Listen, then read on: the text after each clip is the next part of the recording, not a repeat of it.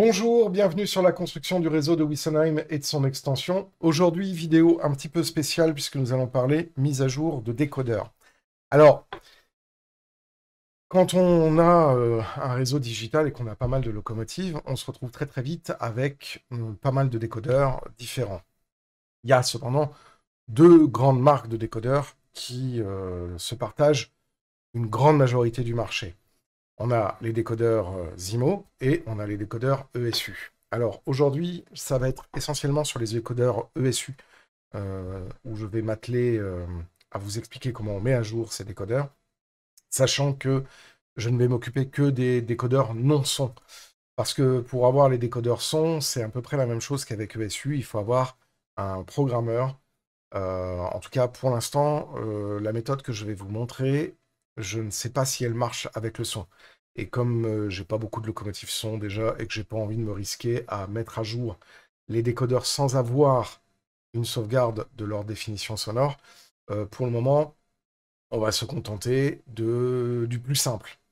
Donc le plus simple, c'est la méthode que je vais vous montrer aujourd'hui avec la mise à jour du décodeur via le programme Z21 Maintenance Tool. Vous allez voir, c'est assez simple, mais ça montre et ça donne quelques avantages. Alors effectivement, comme vous le savez sans doute, la Z21 a été développée par Zimo. Du coup, ils ont mis en place un système qui permet de pouvoir mettre à jour leur propre décodeur. Et maintenant, il y a un partenariat main dans la main entre Zimo et Roku, et donc du coup, bah, on bénéficie de ça avec une intégration, ce qui évite de devoir acheter un programmeur spécifique Zimo pour pouvoir mettre à jour les décodeurs. Alors en théorie, on est aussi capable de pouvoir mettre à jour les décodeurs son, mais je ne sais pas comment ça se passe. Donc comme je ne l'ai jamais essayé, et que pour l'instant, comme je vous le disais en préambule, j'ai pas beaucoup de locomotives équipées de décodeurs Zimo son que j'ai envie de mettre à jour, pour l'instant, je ne le fais pas. Alors quel est l'intérêt de mettre à jour ces décodeurs? Eh bien, comme dans tout appareil, alors c'est pour la grande majorité des utilisateurs, ça ne se voit pas, mais un décodeur, c'est à la fois une électronique de puissance, de régulation, etc., qui va gérer votre moteur, mais c'est avant tout une électronique informatique. Donc, c'est-à-dire que vous avez un microprocesseur, plus exactement un microcontrôleur, qui dispose d'un programme, un programme informatique. Alors, ce n'est pas le même type de programme informatique que ce que vous avez sur votre ordinateur ou votre smartphone, mais c'est un programme quand même. Et ce programme va, en fait, coder des fonctionnalités. C'est-à-dire que, en gros, votre microcontrôleur, bah, c'est un couteau suisse, mais si on ne lui dit pas quoi faire avec ces différentes possibilités, bah, c'est une puce de silicium toute conne. Alors, tout l'intérêt, c'est le programme. Et que ce soit Zimo ou que ce soit ESU, très régulièrement font des évolutions de leur programme, y compris sur les décodeurs qui sont dits anciens. Parce que bah, quand ils changent le programme, ils ont un système de programmation unifié. Et bah, quand ils mettent à jour le programme, ils mettent en jour sur l'ensemble de leur gamme. Et donc, il y a des choses qui sont assez intéressantes. Du coup, quand on regarde un petit peu l'évolution des révisions de ce programme qui s'appelle firmware, eh ben, on se rend compte qu'il y a des fonctionnalités qui sont implantées supplémentaires, qui peuvent être intéressantes. Alors parfois, ça nécessite des compétences avancées, mais quand on utilise un logiciel comme celui que je utilise par la suite, qui est JMRI, eh ben, on a une interface graphique qui permet d'accéder à ces nouvelles fonctionnalités avancées et de les configurer de façon un petit peu plus simple. Il faut savoir que ces fonctionnalités, bah, parfois, elles peuvent toucher sur le comportement de la vapeur pulsée, sur la façon dont les lampes vont être affichées, sur le comportement moteur, sur les algorithmes de freinage, d'accélération, etc. Et donc, avoir un décodeur qui soit à jour, c'est parfois aussi régler des bugs, c'est-à-dire des comportements anormaux du décodeur ou qui peuvent, à terme, être problématiques en exploitation et particulièrement en MFAO. Donc nous, euh, quand on utilise ces locomotives avec ces décodeurs, on peut se dire, bon, bah, m'en fiche, ça marche, ça a l'air de fonctionner. Mais parfois, il nous arrive des trucs punk. Et les trucs punk, bah, c'est parce que le décodeur, il est rentré chez sa mère à cause d'une erreur ou d'une mauvaise programmation de son firmware. Donc, je ne saurais que trop conseiller aux modélistes qui suivent la chaîne Bienvenue à Wissonheim de mettre régulièrement à jour leur décodeur. Alors, chez Zimo, comme je vous l'ai dit, c'est relativement simple. Chez ESU, eux, ils ont décidé de faire ça un petit peu différemment. C'est-à-dire qu'il faut absolument un log programmeur avec le programme à jour. Il faut savoir que sur les décodeurs ESU, à l'heure où je vous parle, il y a une nouvelle révision du décodeur qui est arrivée avec le nouveau programme du log programmeur, donc qui est sorti en juillet, qui est donc la révision 5.2.4 du log programmeur et qui vient permettre, notamment pour les log 105, d'avoir la révision du firmware 5.8.156 qui vient rajouter des fonctionnalités différentes, etc. Donc ça, il y a des changelogs, mais les changelogs chez ESU sont beaucoup moins exhaustifs que chez Zimo. C'est l'une des raisons pour laquelle moi, je suis particulièrement amoureux des décodeurs Zimo, parce que on peut dire tout ce qu'on veut. Zimo, c'est peut-être l'enfer au niveau de la documentation, mais au niveau du suivi de leur gamme et des fonctionnalités qu'ils ajoutent, eh ben, c'est beaucoup plus transparent que ESU. Et ça, c'est l'une des choses que moi, à titre personnel, j'apprécie énormément chez Zimo. Donc, du coup, je vais vous montrer étape par étape comment on va faire. Donc, la première des étapes, c'est quel matériel je vais avoir besoin pour mettre à jour mon décodeur Zimo non sonore. Je précise. D'abord, la première des choses, c'est qu'il vous faut JMRI. JMRI, c'est un logiciel gratuit que vous pouvez télécharger sur le site jmri.org qui va vous permettre de pouvoir savoir déjà avec précision quelle est la nature de votre décodeur. Si vous ne savez pas quelle est la version du décodeur que vous avez, son nom, la version, la révision de son firmware, c'est un petit peu difficile.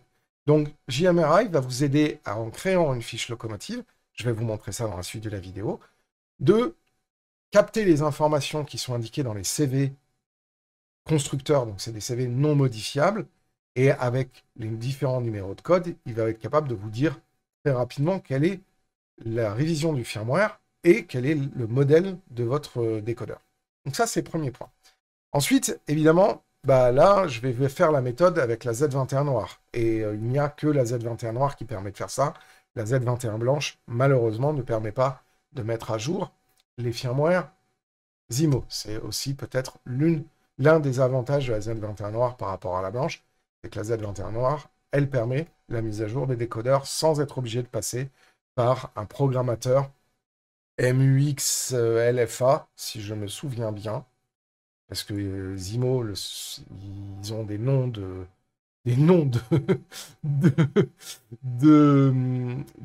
mise à jour, de système de mise à jour qui est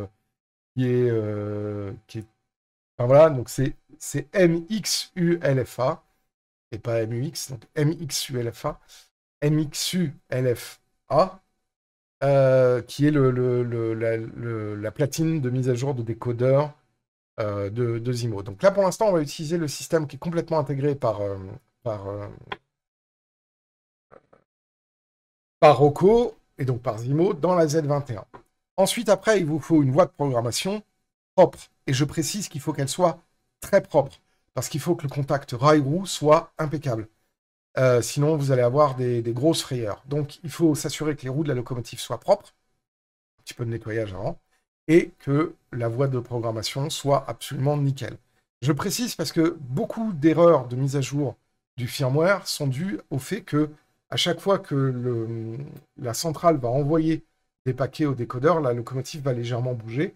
Et si votre voie de programmation n'est pas parfaitement propre, le contact rail-roue étant ce qu'il est, eh ben, il peut y avoir des erreurs et ça peut occasionner des erreurs avec des grosses frayeurs à la clé. Rassurez-vous, même si à l'heure actuelle, ce procédé via Rocco est dit encore expérimental.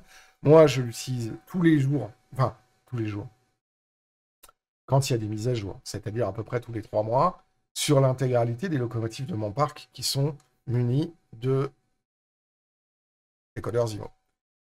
Non, je précise. Donc là, on va regarder ça ensemble. Et ensuite, après, la dernière des choses, il vous faut l'outil Z21 Maintenance Tool, parce que c'est par là que ça va se passer.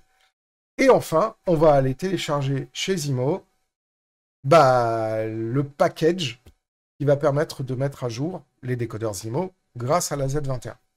Eh bien, je vous propose qu'on regarde tout ça ensemble. Et puis, vous allez voir, ça paraît compliqué, mais une fois que c'est bien expliqué, ça reste quand même assez cool. Donc là, j'ai démarré JMRI. Je ne vous montre pas comment installer JMRI. Il y a d'autres vidéos qui ont été faites. Donc là, je suis sur JMRI. J'ai mis une locomotive sur la voie, vous la voyez juste là, sur la voie de programmation. Donc c'est une 0,50 que je viens de digitaliser, donc la référence 43232 de chez Rocco. Et j'ai mis un décodeur que j'ai acheté, donc c'est un décodeur sorti de boîte. Il a, je sais pas, enfin je sais ce que c'est, hein, puisque c'est un MX 600R, qui normalement, comme il vient d'être acheté, on va voir un petit peu qu'est-ce qu'il nous dit. Alors moi j'avais déjà créé une fiche loco, hein, c'est celle que vous voyez déjà en surlignage, mais je vais vous montrer comment on fait. Donc pour ça, on va faire nouvelle locomotive. Ah, tac. Vous avez une fenêtre qui s'ouvre avec la liste de tous les décodeurs, et vous faites lire le décodeur, lire le type de décodeur depuis, enfin lire le décodeur. Donc là, vous voyez en bas, alors vous ne le voyez pas à l'écran, mais il est en train de lire la CV8 et toutes les CV associées. Voilà, donc là, il a détecté plusieurs décodeurs. Donc en lisant, il me dit, voilà, j'ai plusieurs décodeurs, j'ai le 600, le 600P et le 600R. Je sais que c'est un 600R, donc je sélectionne le 600R dans la liste et je fais ouvrir le programmateur complet. Donc là, à ce moment-là, voilà, sur ma première page, sans vous réexpliquer hein, le fonctionnement de comment ça s'appelle de JMRI, mais sur la première page, j'ai toute une série de trucs voilà, qui s'affichent. Je vais sur Basique. Donc là, sur l'onglet basique, et là, ici, on voit, il est marqué ID constructeur, version décodeur et subversion. Donc, je vais faire un truc, c'est que je vais faire lire tout cet onglet. Vous voyez, là, ici, en bas, ça se voit encore. Et donc là, je vais engager la lecture du CV1, du CV18, CV19, etc. Donc là, on voit que la locomotive, elle n'est pas programmée, c'est normal, je viens juste d'installer le décodeur. Et là, ici, on a une information qui est très intéressante. Il est marqué ID constructeur 145, donc ça c'est Zimo, hein, on est d'accord.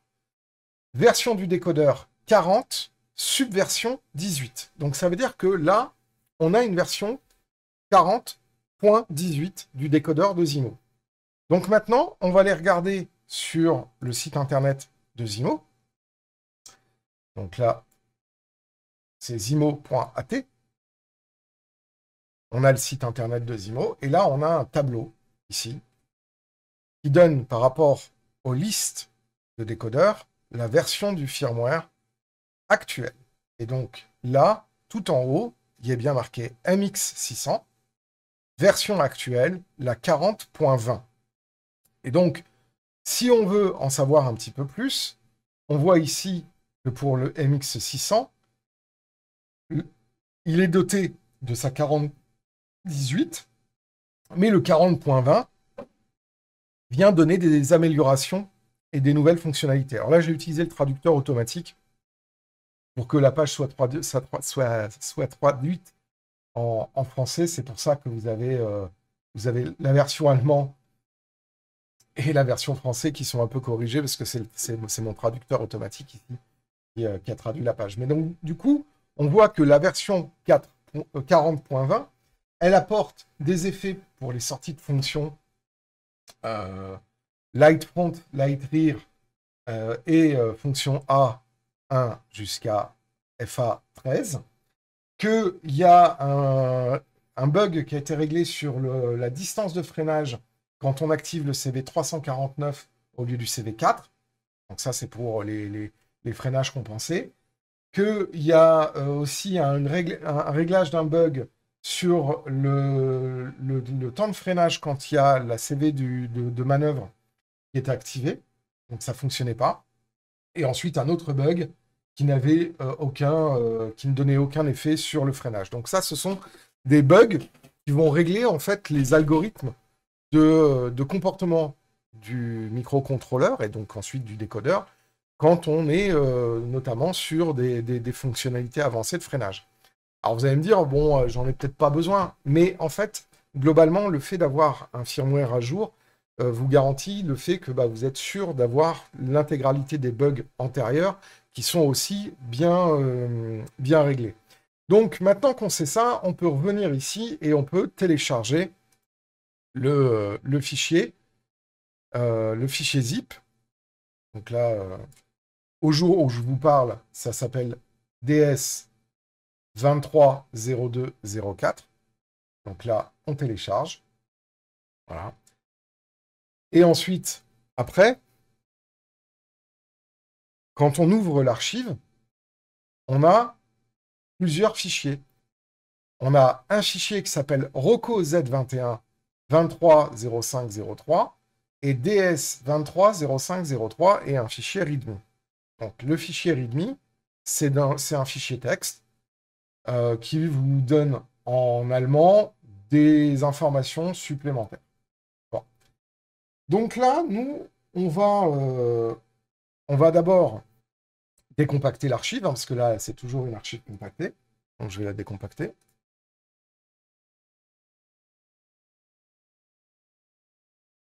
Voilà.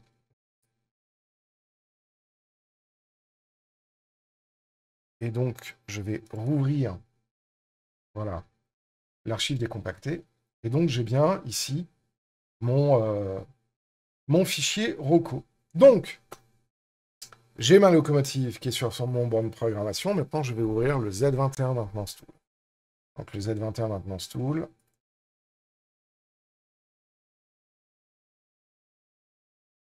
Voilà. Donc, le Z21 Maintenance Tool, maintenant, est ouvert. Je vais essayer de vous mettre un endroit pour que vous voyez bien. Voilà. Donc, la première des choses que je fais, c'est que je connecte à ma Z21. Je ne vous refais pas le tuto de comment on connecte un Z21 Maintenance Tool. J'en ai déjà parlé dans la section digitale. Donc, maintenant, on va aller sur l'onglet Décodeur Update. Voilà. Et ici, on a Open File. Et on va aller chercher le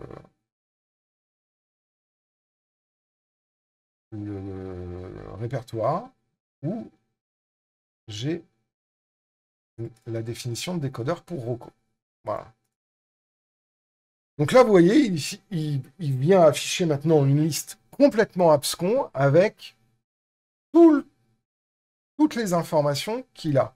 Donc, on sait qu'on a un MX600, donc comment s'appelle le Z21 Maintenance Tool. Normalement, il va venir vous trouver ces deux, soit l'un, soit l'autre. Donc là, une fois qu'on a fait ça, on va appuyer sur Update. Il vous met un warning. Donc là, il dit, s'il vous plaît, prenez en considération le fait que si vous avez ajouté des capacités électriques, donc des condensateurs, ça peut rendre le processus instable. S'il y a une erreur qui apparaît, vérifiez que le décodeur est bien en mode lecture-écriture. Et prenez conscience, en gros, que ce que vous allez faire, c'est votre responsabilité. Donc, s'il arrive une connerie, c'est pas de la faute de Rocco. Voilà. En gros, donc là, on fait oui. À ce moment-là, il va aller lire la CV8, la CV144, et il commence la mise à jour, puisqu'il a bien trouvé le décodeur, et il fait la mise à jour. Voilà. Donc là, il est en train de mettre à jour le décodeur. Voilà.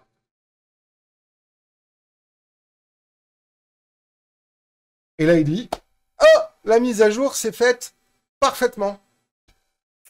C'est cool. Donc, on fait OK. Et on revient sur JMI. Et là, maintenant, on va refaire lire tout cet onglet. Donc, CV29, CV17, CV18, CV19, CV105, 106, la CV8, la CV7, la CV65. Et voilà. Et qu'est-ce qu'on voit? Là où il était marqué 145, 40, 18, on a maintenant 145, 40, 20. Alléluia, le décodeur a été mis à jour. Donc maintenant, on peut procéder à la programmation de son décodeur avec JMRI. Donc, moi, je vais rouvrir la fiche de ma 050. Parce que je ne vais pas refaire une fiche alors que j'avais déjà une fiche que j'avais déjà préparée à l'avance. Donc je rouvre ma fiche. Donc là, vous voyez, j'ai mis 0,50, je l'ai appelé, etc. Et donc là, je vais aller dans Basique. Et je vais venir écrire tout cet onglet. Donc là, je vais la programmer. Voilà. Ça ne programme que les CV qui sont programmables. Ce qui est en rouge. Voilà. Et ensuite, après, je vais mettre à jour ma fiche. Et donc, je vais faire lire tout cet onglet. Pour vérifier que la programmation s'est bien passée. Voilà. Donc là, l'adresse de la locomotive, c'est 1050. Pourquoi? Parce que c'est la première 050 que j'ai, qui est enregistrée. Voilà. Et donc là, il m'a bien mis à jour 145, 40, 20. Donc d'après, je peux continuer à faire la programmation de ma locomotive pour être sûr que tout se passe bien. Donc là, sur le moteur, je vais lire d'abord les informations par défaut qui sont mises par Zimo. Et puis ensuite, après, je vais pouvoir régler l'accélération, la décélération, la fréquence moteur. Tout ça, c'est des informations qui dépendent de vos locomotives. Mais au moins, si vous voulez, quand vous faites la programmation de votre décodeur, après sa mise à jour, vous pouvez remettre des données qui sont là. Après, je vais continuer sur contrôle basique. Je vais lire les différents onglets qui ont été reprogrammés. Pendant que... Voilà. Donc, comme vous avez pu le voir, c'est pas une opération qui est compliquée, la mise à jour des décodeurs avec la Z21 pour les décodeurs Zimo. En ce qui concerne les décodeurs ESU, je suis désolé, j'ai pas de log programmeur. Et d'ailleurs, je suis bien embêté, je vais devoir en acheter un, parce que même si maintenant je veux transférer mon parc petit à petit vers des décodeurs Zimo, parce qu'il y a une facilité d'usage, j'ai quand même pas mal de décodeurs ESU, je vais en avoir 5 ou 6. Donc du coup, si je veux mettre à jour les firmware, il me faut le log programmeur de ESU. Donc voilà, ça c'était un petit peu pour vous montrer comment on mettait à jour les décodeurs Zimo avec la Z21 noire et avec le Z21 Maintenance Tool. Vous avez vu, quand tout se passe bien, il n'y a pas de problème. Parfois, ça peut arriver que ça ne se passe pas bien, voire que ça se passe très mal. Là, à ce moment-là, pas de panique, il faut revenir aux bases. D'abord, est-ce que la voie est propre? Oui ou non? 2, est-ce que les roues de vos locomotives, les essieux de vos locomotives, ainsi que les lamelles captrices de vos locomotives, sont propres? Oui, non. Vous avez vu, il y a eu un moment dans la vidéo où il y a eu une coupure, c'est parce que la locomotive était un peu sale. Ensuite, il faut voir la nature de l'erreur. Il se peut que votre décodeur soit verrouillé à l'écriture, dans quel cas il faut le déverrouiller dans JMRI, dans l'onglet spécifique par rapport à ça. Je vais vous le remontrer. Là, ici, il y a un onglet qui s'appelle Décodeur Lock, ici, où on peut empêcher la mise à jour. Et donc, si on a, par exemple, des choses qui sont cochées ici, par exemple, la programmation du son, la programmation mise à jour et tout ça, et c'est loqué, là, le Z21 Maintenance Tool va refuser de mettre à jour votre décodeur. Donc, il faut s'assurer dans le Z21, dans JMRI, que ces 4 coches qui correspondent à des états dans les CV soient bien déverrouillées. Et puis, sinon, après, il peut y avoir des problèmes qui sont liés à la transmission entre votre ordinateur et la Z21. Mais en règle générale, pour les décodeurs non-son, il n'y a pas de problème. Après, pour les décodeurs son, normalement, on doit être capable de pouvoir aussi les mettre à jour avec le Z21 Maintenance Tool. Mais, j'ai, à titre personnel, pas essayé, et je ne sais pas si, en plus du firmware, de la liste de firmware qui était dans le package, il ne faut pas venir aussi mettre les définitions sonores.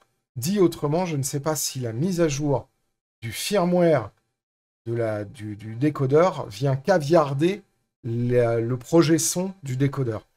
Et comme j'ai pas envie de tester, parce que pour l'instant j'ai que 3 locomotives et qui ont des projets son, et que je n'ai pas le programmeur de Zimo qui me permettrait de réinjecter les projets son. Et d'ailleurs, il y a un des projets son, c'est un projet son propriétaire de chez Rocco, donc j'ai pas envie de renvoyer la machine en SAV. Pour l'instant, je le fais pas. Mais je serai peut-être à terme amené à le faire, d'autant plus que je vais quand même prendre un décodeur, un programmeur, le MXU LFA, pour pouvoir notamment faire mes propres cuisines de projets son, parce que j'ai envie de commencer à m'intéresser à ça. Mais comme pour l'instant, c'est un truc qui est vraiment particulier, les décodeurs son par rapport à leur mise à jour, je préfère pas prendre le risque. Donc je répète, là, la procédure que je vous ai montrée, je sais qu'elle marche pour les décodeurs non sonorisés. Et pour les décodeurs d'accessoires, par ailleurs, sauf que la réglette d'éclairage, la liche platine, elle n'est pas encore dans les définitions de mise à jour. Voilà. Donc, c'était pour moi une façon de vous montrer un petit peu comment ça fonctionne. J'espère que vous avez apprécié. Parce que on m'a souvent posé cette question-là, et c'est souvent très très nébuleux.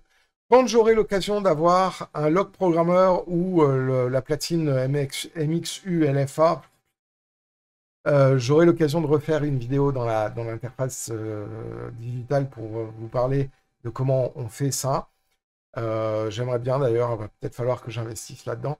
Mais là, pour l'instant, la Z21 noire fait très bien le job, donc pour la mise à jour des décodeurs basiques, entendez par là, non sonorisés, j'en avais pas besoin. Voilà, j'espère que vous avez apprécié cette vidéo. Je tiens à vous remercier, vous êtes de plus en plus nombreux à suivre l'activité de la chaîne Bienvenue à Wissensheim. Pour trouver les différents logiciels que j'ai utilisés, JMRI, je remets ça en description.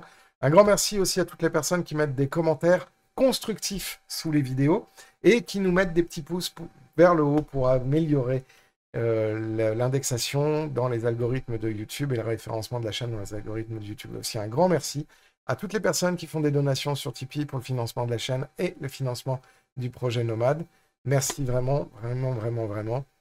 Et puis moi je vous dis à très bientôt pour la suite de la construction du réseau de Wissensheim et de son extension. D'ici là, portez-vous bien, prenez soin de vous et faites du train. Ciao!